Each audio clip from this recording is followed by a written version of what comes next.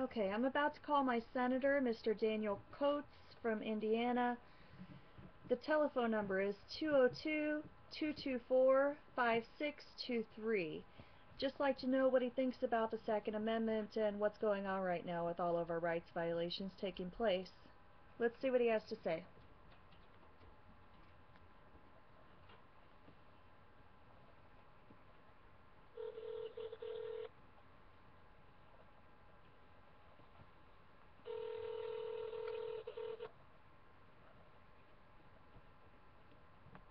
Senator Coates' office, can you please hold? Yes. Thank you.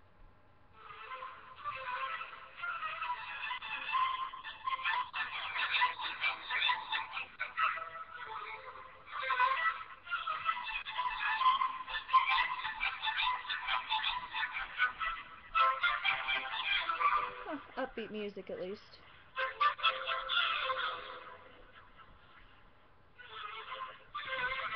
We need the little army ant marching song.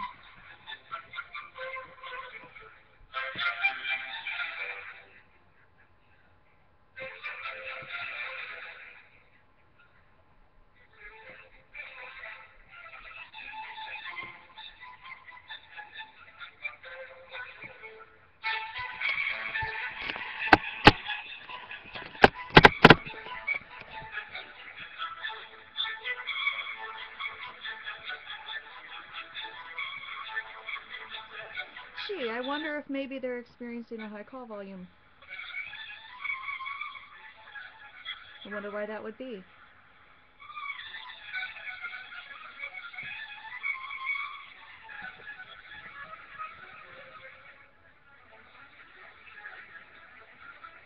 Thanks for holding. How can I help you? Hi, I just wanted to know where Senator Coates stood on the Second Amendment and all of the debate that's going on right now. He recognizes that these shootings are tragic events, but also that we do have a Second Amendment, and he will defend it. And you can't really legislate away evil and crime, but he understands that we need to have better restrictions on some of the access to these weapons, and especially as far as background checks go, that there's a lot more work that we can do there, particularly with regard to mental health. And first off, I want to thank you. This is actually the first response that I've gotten. Everybody else, our Democratic congressman, just kind of blew me off and said, well, leave your address and stuff and we'll give you the information. So I definitely appreciate you being forthcoming. I wanted to know exactly where, how Mr. Coates interprets the Second Amendment.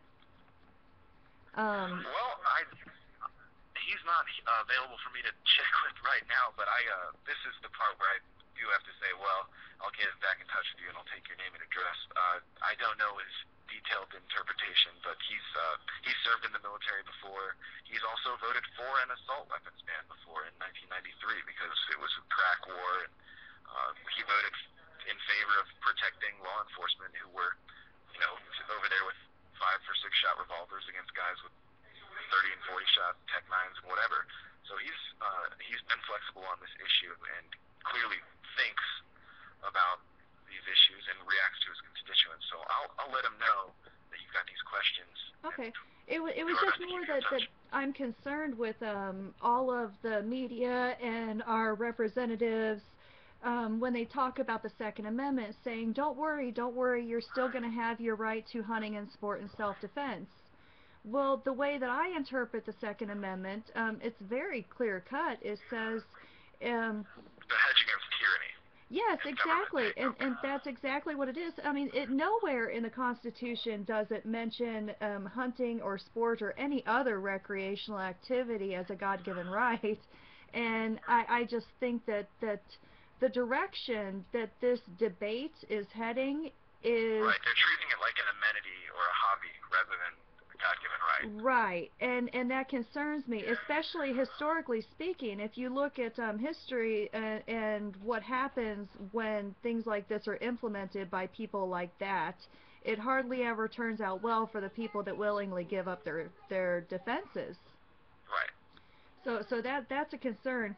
But I definitely appreciate you taking the time to talk to me. Well, you're welcome, and just so we can keep you posted on